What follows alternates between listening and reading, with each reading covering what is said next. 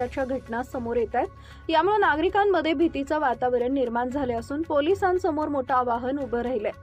मिळालेल्या माहितीनुसार दिनांक 5 फेब्रुवारी रोजी रात्रीच्या सुमारास सावतानगर इथं काही तरुणांनी हातात कोयते घेऊन परिसरात दहशत माजवण्याचा प्रयत्न केला।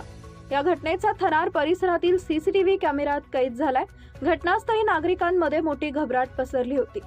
केवळ दहशत माजवणं एवढ्यावरच हे समाजकंटक थांबले नाही, तर त्यांनी 2 जणांवर कोयत्यानं वार केल्याची धक्कादायक माहिती समोर आली आहे। जखमींवर उपचार सुरू असून त्यांच्या प्रकृतीबाबत अधिकृत माहिती अद्याप समोर आलेली नाही।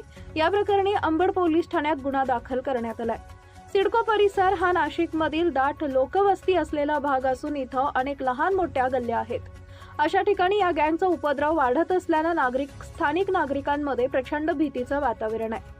पोलिसांनी या प्रकरणी तातडीनं तपास सुरू केला असून गुन्हेगाराचा माग काढण्यासाठी सीसीटीव्ही फुटेजचा आधार घेतला जातोय। शहरात सातत्यानं वाढणाऱ्या अशा घटनांवर नियंत्रण मिळवण्यासाठी पोलीस प्रशासनानं तातडीनं कडक पावलं उचलण्याची गरज आहे। गुन्हेगारांना लवकरात लवकर अटक करावी आणि अशा टोळ्यांना रोखण्यासाठी विशेष मोहीम राबवावी अशी नागरिकांची मागणी आहे। सध्या या प्रकरणाचा तपास सुरू असून लवकरच दोषींवर कठोर कारवाई करण्यात येईल असं पोलिसांकडून सांगण्यात आलंय। नागरिकांनी कोणतीही संशयास्पद हालचाल दिसल्यास त्वरित पोलिसांना माहिती द्यावी असं आवाहन करण्यात आलंय। महाराष्ट्र क्रांती न्यूजसाठी मुख्य संपादक प्रकाश बागुल, सिडको, नाशिक। तुम्हारा नाम क्या? कहाँ रहते हो? अच्छा, क्या हुआ?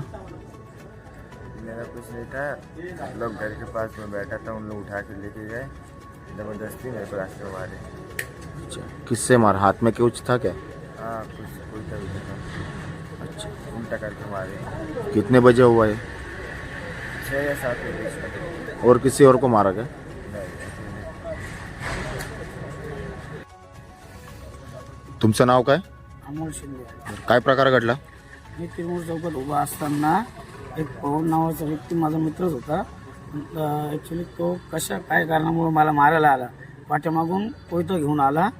तर माझ्या एका समोरच्या मित्राने आवाज दिला, म्हणे कोयता घेऊन आले कोणतरी मी वाकलो खाली। तर वाकल्यानंतर माझ्या खांद्यावर कोयता लागला त्याला, त्याचा जीव मारण्याचा प्रयत्न होता मला।